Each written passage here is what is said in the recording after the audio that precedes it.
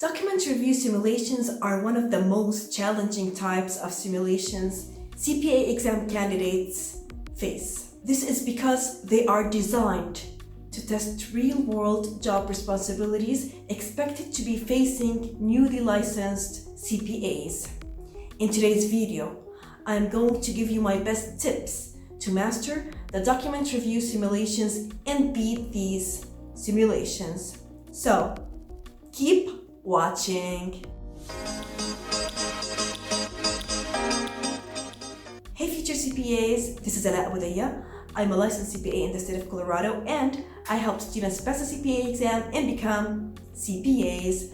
If this is your first time here and you're interested in becoming CPAs, start by subscribing to our channel and clicking the bell in order not to miss any of my videos.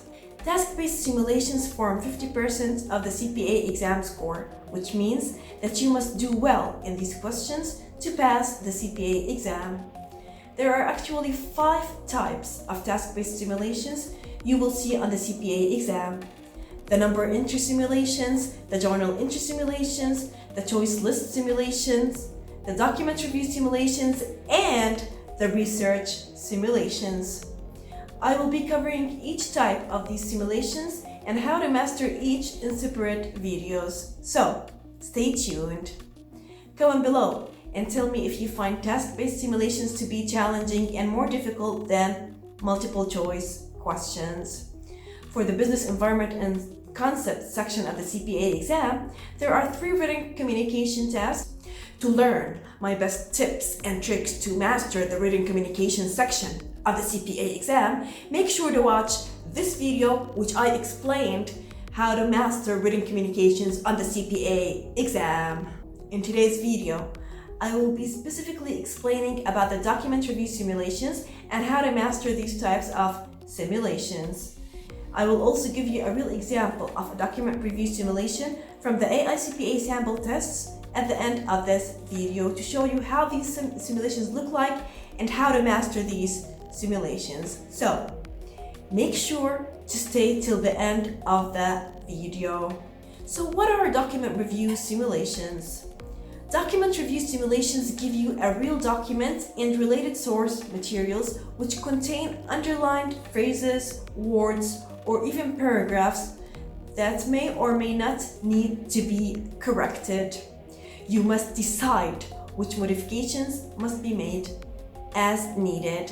When you click on the underlined parts, you'll be provided with a list of options which you must choose your answer from. If an underlined portion does not need to be corrected, that option must be selected from the list provided. If no answer is selected, your response will be graded as incorrect, even if that portion was correct as it is. So you must always select one of the options provided. In other words, you are required to review various exhibits to determine the best phrasing of a particular document which contains underlined information that may or may not need to be adjusted. After that, you must select answer choices that indicate which changes, if any, you believe should be made in the underlined information. The document review simulations always provide you with the actual document you must correct and one or more exhibits, like for example, emails, letters, financial statements, memorandums, invoices, or minutes of meetings. Exhibits vary from one document review simulation to another as they provide the information to be used as the source for your answer. Document review simulations appear on all 4 sections of the CPA exam.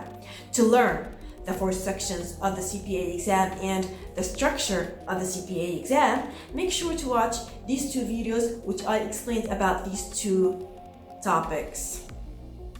Comment below and tell me if you faced document review simulations during preparing for your CPA exam or not. And to learn how to apply for the CPA exam, make sure to grab your CPA exam application cheat sheet. It's in the description below. So go ahead and grab this sheet. It is totally free and it will help you apply for the CPA exam. So how to master document review simulations? As I mentioned, this type of simulations requires you to analyze certain phrases or words in a document to determine whether to keep the current information, replace the current information with different information, or delete the information. Here are my best 9 tips to help you master the document review simulations. Tip number 1. Read the instructions carefully to understand what the question wants. Review each exhibit and document provided so you know what data is available. This will give you an overview about the complexity of the question and how much time you can allocate for it. Tip number 2. Read carefully each underlined information and each provided answer choice. If you properly understand the concepts tested, you should be able to identify quickly the most relevant data in each part of the document review simulation to get the correct answer. You must make an answer selection for every modifiable section of the document review simulation because each counts as a separate question. Each underlined portion of the text may have 5 to 7 answer choices that may include the choices to modify the text, keep the original text, or even delete the text. Tip number 3. Get to know the available data. Your ability to determine which parts are relevant to the question being asked will help you choose the correct answer. Quickly review the various items presented and analyze the most relevant facts to eliminate as much choices as possible. This will leave you with the best one. Keep in mind that the relevant information may be presented or worded differently than the documents you are revising. Tip number 4. Utilize the calculator or the provided Excel spreadsheet, and also use the split screen functionality to review your source documents together, such as memos, forms, exhibits, worksheets, and others. And remember to apply what you learned. Put yourself in the shoes of a staff CPA. If you understand the concepts, you should do well in these simulations. To learn my best tips and tricks to pass the 4 parts of the CPA exam, make sure to watch these 4 videos, which I give you my best tips and tricks to pass the FAR part of the exam, the audit part of the exam, the RIC part of the exam, and the BEC part of the exam. Tip number 5. Select the most correct option for each underlined portion. Verify that each word or amount is correct in your choice before making your final selection. You will know an answer has been selected when you see that the white outline in the blue icon has changed to a white check mark. Accept an answer for every request and leave nothing blank. Keep in mind that you must select an answer even if the original text is correct. Tip number 6. If you don't have any idea about the answer for a specific question, make an educated guess and move on. There is no penalty for incorrect answers, so do not move on without at least selecting your best guess. This can give you a point if your guess was correct, but you will not lose anything if it was not correct. To learn my best tips to maximize your CPA exam score and study smarter for the CPA exam, make sure to watch these 2 videos which I explained about these 2 topics. Tip number 7. Before you move on to the next simulation, make sure you have selected an answer for all of the questions. Double check that you have officially responded to each underlined portion of the text. And do not leave anything blank. This also applies for the multiple choice questions as well. To learn my best tips and tricks to tackle multiple choice questions, watch these 2 videos which I explained about multiple choice questions. If you have time, go through the entire document review simulation once more to confirm that every underlined section has a white check mark next to it. Tip number 8. Budget your time so you can finish all task-based simulations before time expires.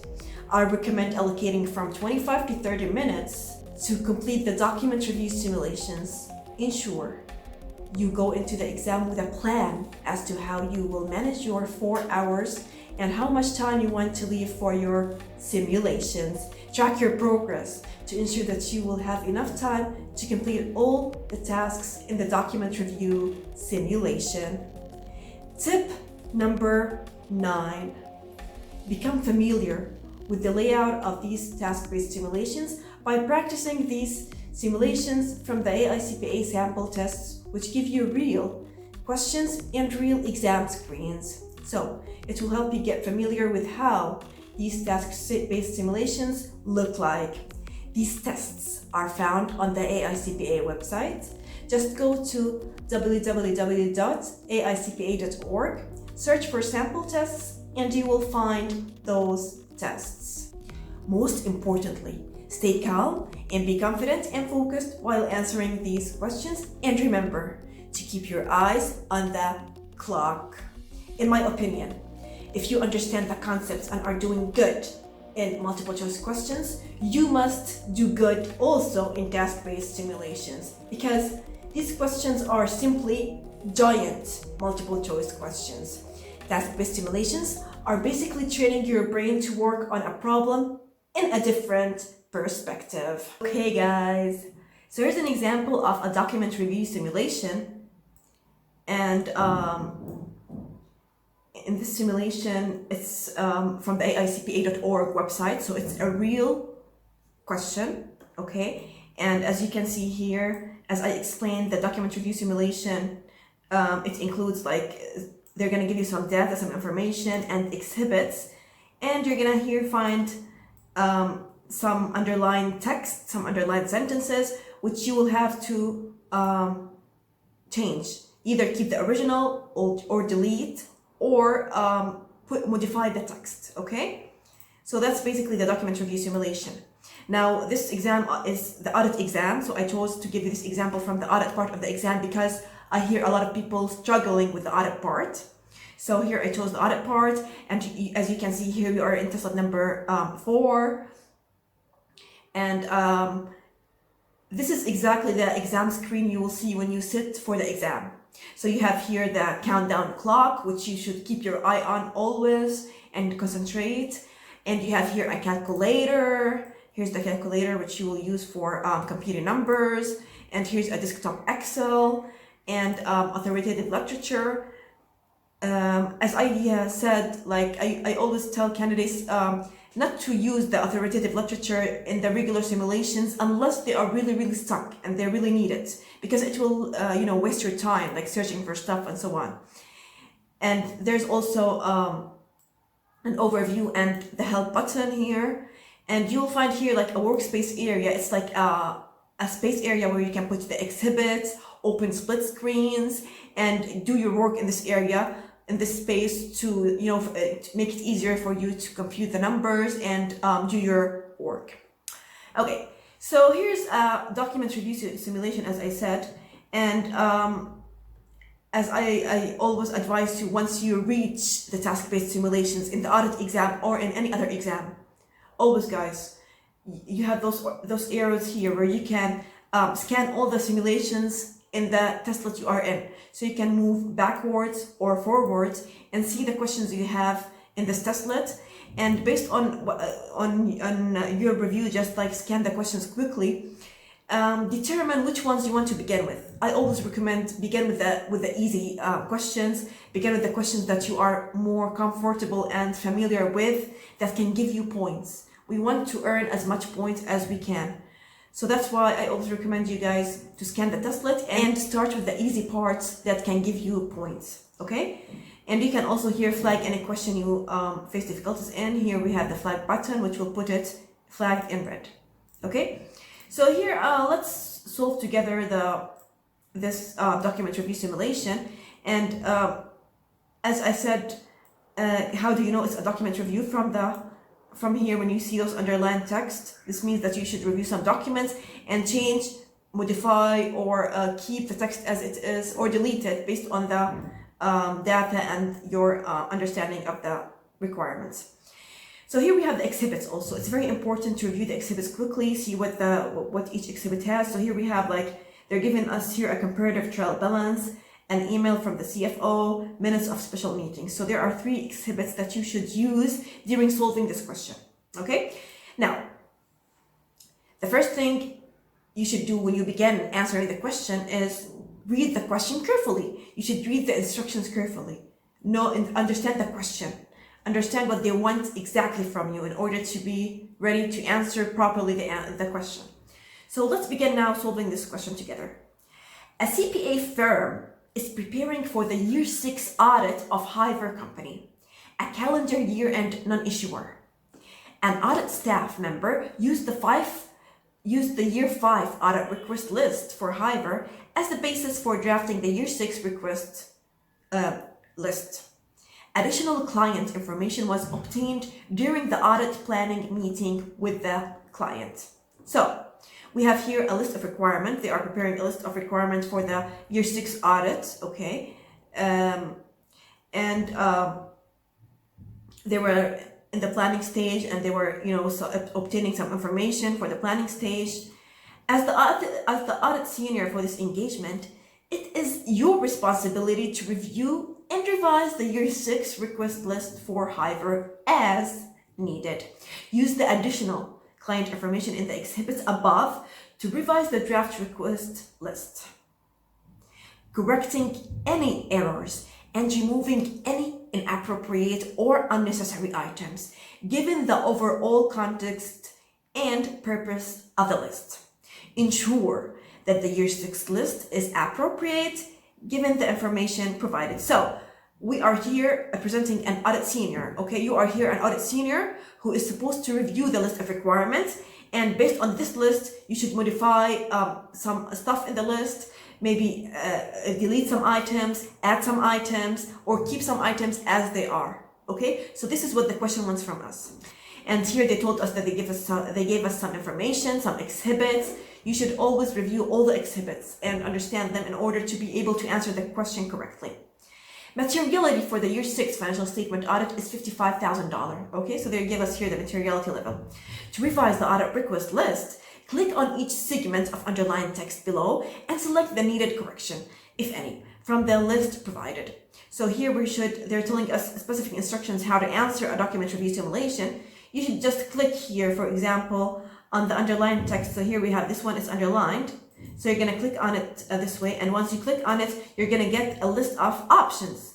So you're either going to keep the document as it is, just put original text, or delete it. Once you click delete, it will be like underlined, like deleted, or you can modify it by choosing any other option which will change the text, okay? And once you choose any of those options, you just put accept here. And then it will be like when you see the stick mark next to it, this means that you have selected an answer and it's accept.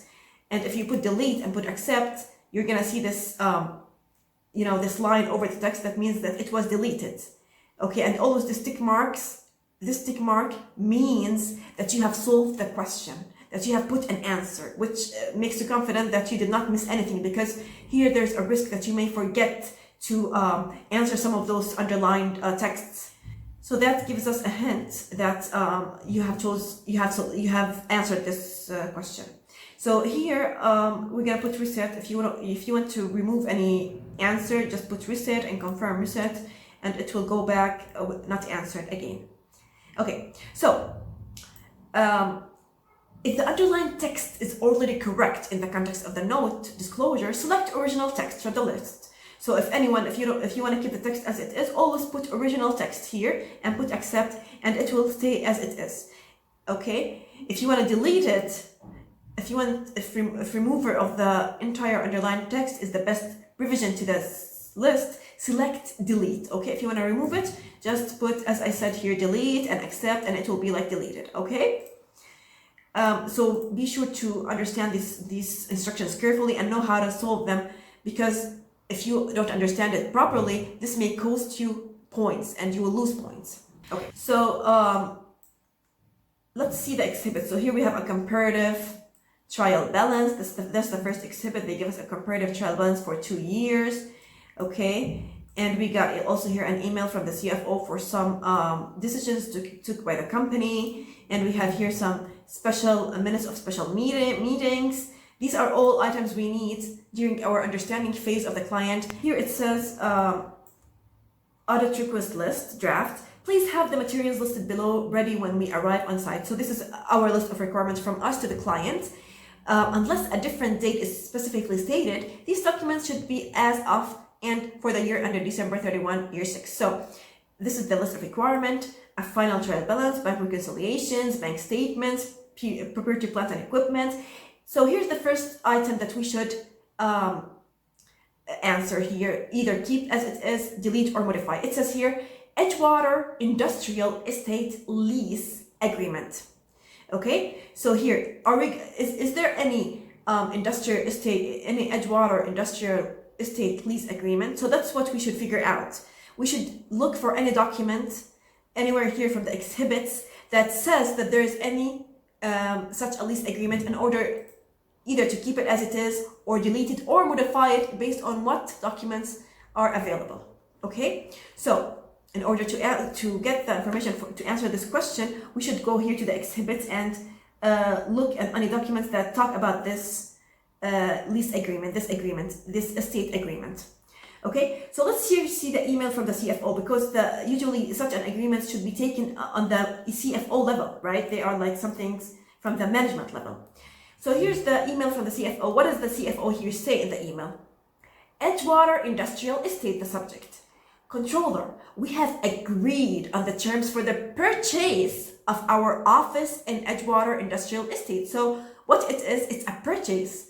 Nothing here talks about any lease agreement, okay? With a closing date of August 31, year 6. The agreed purchase price of the property is $2,287,525. Thank you, CFO. So when we read this email, which is from the CFO to the controller, we automatically, as auditors, understand that there is a purchase, there's an agreement for the purchase of an Edgewater Industrial Estate. So there's a purchase agreement. So as auditors, we should request the clients to provide us with a purchase agreement for the Edgewater Industrial Estate. So here, in order to answer this one here, it's not going to be an Edgewater Industrial lease agreement. No, there's no lease agreement, because it's a purchase, as we said, as we saw in the email here. Okay, so we're not going to keep it original, the text.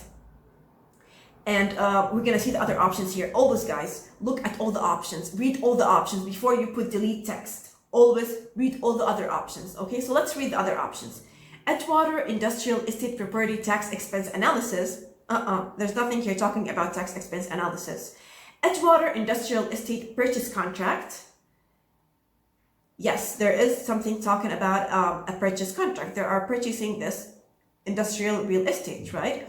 Proof of Edgewater Industrial Estate Property Insurance. No, there's no property insurance. Nothing is talking about property insurance. So the best answer we should select here is the Edgewater Industrial Estate Purchase Contract, because it was an email the email here explicitly was talking about purchasing of an Edgewater Industrial Estate.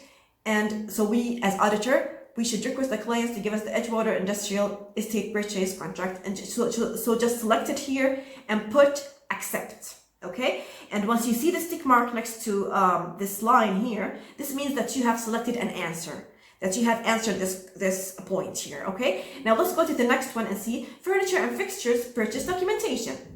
Okay, so here we must figure out as auditors, was there any purchase documentation? Was there any purchase of fixtures, furnitures and fixtures? So how can we know if there was any purchase of furniture and fixtures? Go to the trial balance. So here there is a comparative trial balance.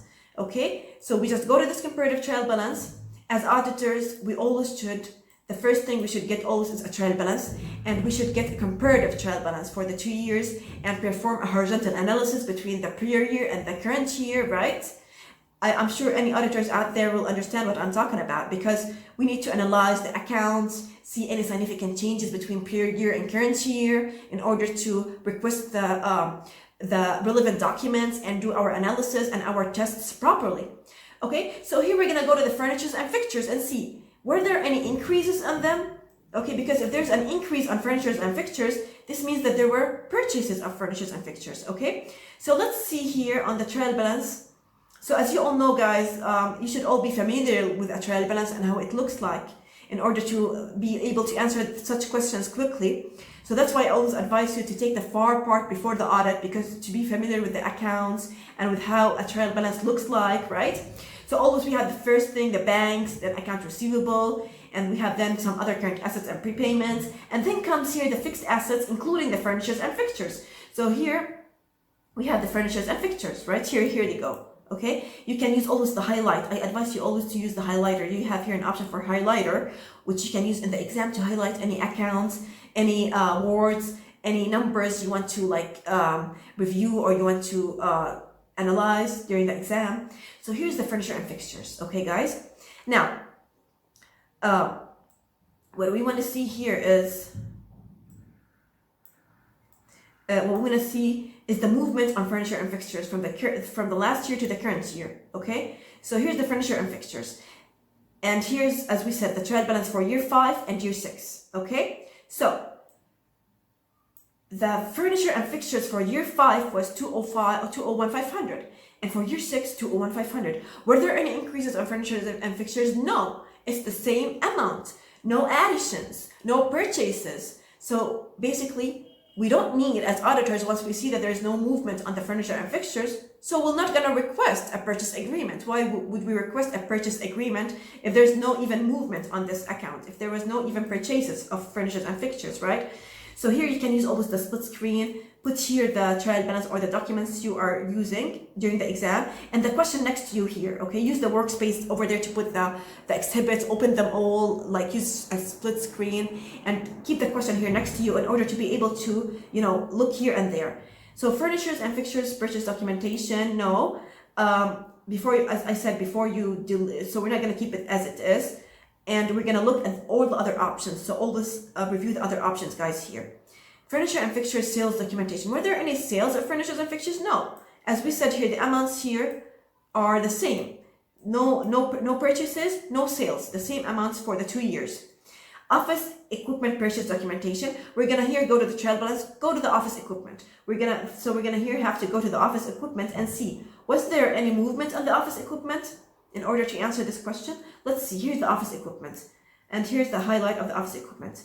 Its amount was 175,000 in year 5 and 175,000 in year 6. So no additions, no disposals of office equipment, no sales. Okay, so office equipment purchase documentation, no, we're not going to need that because there were no change on office equipment. Office equipment sales documentation, no, we're not going to need that. So none of the options here are correct. So we're gonna choose to delete the text. So click here, delete text, and put accept. And as you will notice, it will be like underlined like this. There will be a line over the text, which means that it was deleted. And here's the check mark, which says that you answered the question.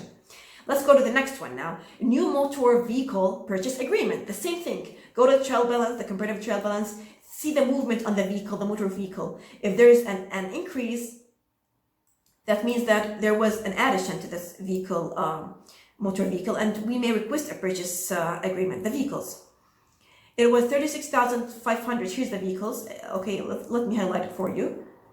The vehicles, okay. And it was in year 5, 36,500, the prior year. And this year it was 0. Oh my God, so there was a disposal or a sale of vehicles because it decreased. The account decreased. There was no purchases. We're not going to request a purchase of vehicles because it was decreased, okay? So what we understand is that there was a sale of vehicles here, okay? And in order to also confirm this information here, go down in the trial balance and look at the expenses or revenues if there was any sale or loss from motor vehicles. So this confirms that there was a sale of motor vehicles because here there's a gain on sale of motor vehicles in the amount of 8,925 in year 6. Okay, so let's go see the options here. So new motor vehicle purchase agreement, we said there was no increase in the account, no purchases, so we're not going to need any purchase agreements. Let's see the other options here. It says documentation supporting the sale of the motor vehicle asset. Yes, this one is reasonable. Yes, because there was a decrease in the motor vehicle asset and there was a gain on sale of the motor vehicle, as we saw here in the trial balance. So there was a sale, so we're going to need to request the documentation supporting the sale of this motor vehicle. Now here the other options, it says documentation supporting the scrapping. There was no scrapping. New motor vehicle lease agreement, no lease agreement. Nothing here talks about lease. So we're gonna basically select the sale, the documentation of the sale of the motor vehicle. Okay, so we're going to select that and put accept here, and it will automatically, you're going to get the answer and a check mark next to it that it was answered. Let's go to the next one quickly. Documentation supporting the issuance of 50,000 shares at 0.3 per share. Okay, so we're going to go to the trial balance again, go to the shares section of the trial balance, which comes usually after the, as I said, you should always take study the FAR before the audit in order to be more familiar with the trial balance and how it looks like. Unless you are good in financial statements and financial accounting, you can do that, of course. So here's the common stock. So go to the common stock account.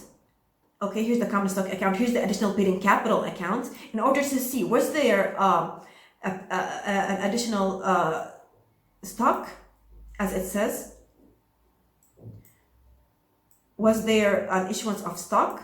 Okay, so if we come here, we're gonna find here that we had $10,000 of common stock, and now it's 15,000. So there was an increase in common stock. So once we see this increase between the last year trial balance and this year trial balance, automatically comes as an auditor, we will know that there was an issuance of common stock.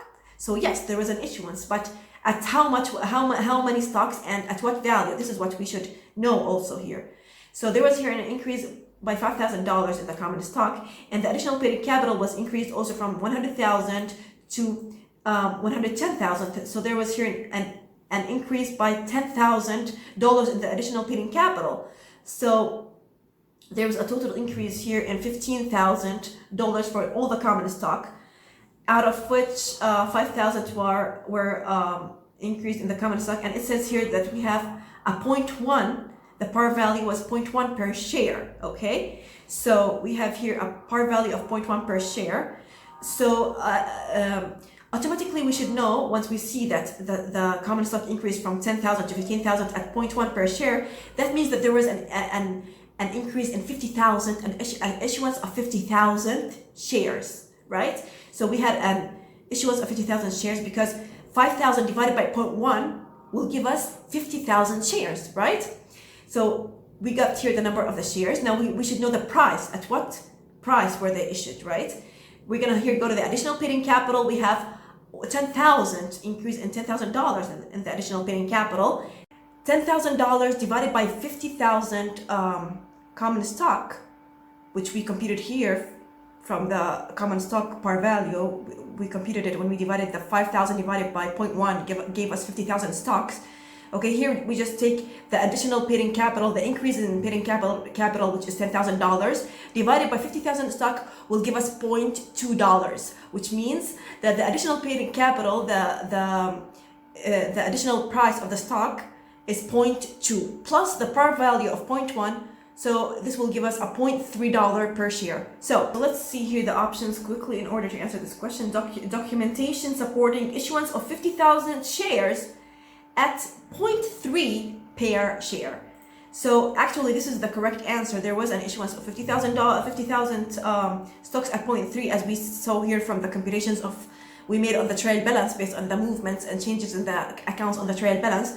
So we will keep it original text, we will keep it as it is, but let me quickly, always guys, scan all the answers, like don't leave, try always to scan all the answers available. Documentation supporting issuance of 150,000 shares at 0.1 per share, no. Documentation supporting issuance of 150,000 at 0.2, 150,000 shares at 0.3, no. 50,000 shares at 0.1, no, because 0.1 we said it's only the par value, but we have an additional paid-in capital. 50,000 at 0.2. Also this one, no, because the original paid-in capital was at $0.2, plus the par value of 0.1 will give us a price of 0.3 per share. So issuance of 50,000 shares at 0.3 per share. So we'll keep it original and put accept, and that's how we answer this question. The next one here says management's review of third-party loan interest rates. So was this one of the requirements we should ask the client? We should now look for any documents here from the exhibits that talks about any management decisions or reviews or correspondences or minutes of meetings that talk about third-party loan interest rates, if there's any. Here's a minutes of meeting, a special meeting for management. Let's open this exhibit here and see it. Minutes of special meetings of August 28, year 6. Agenda items, loans to shareholders. So here, the subject is loans, so it's talking about loans to shareholders. This special meeting of the board of directors has been called for the purpose of approving a new loan to a shareholder. So the purpose of the whole meeting is a new loan. Management routinely provided loans to shareholders or requested in prior periods. There's a current loan balance outstanding relating to a loan to Mr. Moore. The outstanding balance at December 31, year 6 will be $25,000. The loan will be repaid in full in year 7. So they're talking here about repaying a loan, an old loan. And there's here G. Hiver has made a request to management for a loan of $2,000 to $5,000. So there's a request for a new loan by one of the shareholders. The monthly loan repayment will commence on January 1, year 8 over a period of 20 months. Repayments will be equal installments of $12,500. The loan will be interest-free. Motion that the loan to G. Hiver be approved as circulated and distributed September 1, year 6. So approved by quorum. So this is a minutes of meeting of the board of directors, and they approve a loan to J. Hiver. Okay, they approve a loan in the amount of $2,000 to $5,000 to J. Hiver, right? There's nothing here talking about actually third-party loan interest rates, which the question here is saying, which the text here is saying management's review of third-party loan interest rates. Nothing's talking about that, so that's not the correct option. Let's see the other options quickly. Copy of loan agreement with J. Hiver. Yes, because they approved a loan to J. Hiver, but let's see. Copy of the loan agreement with M. Moore.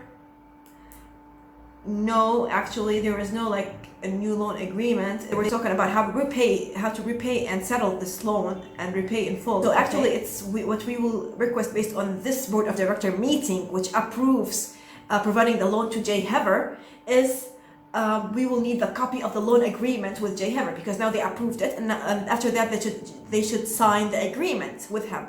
And as auditors, we must request the loan agreement and review it during our audit work. So, and then comes the last item here. We should answer account 6,900 expense analysis. Let's go quickly to the trial balance and see. So once we here see the adjusted trial balance, we're gonna go to account 6,900, right? So let's go down to account 6,900, which is an expense account. Okay, and see if we, as auditor we need the analysis of this account. It depends on the movement on this account, on the amount of this account also. So 6,900, let's see, 6,900 sundry expenses, 940. It was 940 in year it was 940 in year in the previous year, and this year it's 890. Well, I don't see anything as auditors. There's nothing that caused us to make an analysis or to request an analysis for this account. Its amount is not material, and there was no significant change even in the amount. Like it's almost the same as last year. Like yeah, so as auditors we don't have to request any expense analysis for this account. Let's see the options quickly in order based on them to determine what we can select. Account 6806 expense analysis. Let's see 6806. Here's 6806. Payroll process fees. Okay, it was 2,400 in the prior year, and this year it's the same, 2,400. No change. So we don't need any analysis for this account. Account 7115 expense analysis. Here's account 7115. Okay, postage expenses. It was 590 in the prior year, and this year it's 670. no significant change in the amounts between 2 years, and even the amount itself is not material for this account. So I don't think, as auditors, we don't need to see any expense analysis for this amount. It's not material even. Account 7,500 expense analysis. Let's go to account 7,500. Here it is, which is talking about repairs and maintenance. It's the account repairs and maintenance account. It was in the prior year for $14,500, and this year it's $137,000. Oh, that is a big change in the account. It was like significantly changed from prior year to this year. So as auditors, an account like this will absolutely take our attention, and we should investigate, like we should test this account and ask for the analysis, for the expense analysis, ask the clients why was this a huge change in the, significant change in the amount for this account. So absolutely we're gonna select account 7,500 expense analysis and just put okay here, accept, and so that's basically how how we solve this document review simulation. So just you guys apply what you learned, concentrate, focus when solving such questions. For me, I don't find any difficulties in it. And for the audit section specifically, always put yourself in the shoes of an auditor and think like an auditor, and absolutely you're gonna do good in these simulations. So these are my best tips to help you master these questions and beat them during the CPA exam. Comment below and tell me if you are going to implement these tips during preparing for the CPA exam and during the exam as well. And make sure to grab my CPA exam cheat sheet. Application cheat sheet is in the description below. So make sure to grab your free CPA exam cheat sheet from the description below. Remember, go after what you want, pass the CPA exam, because you can become CPAs and save the world.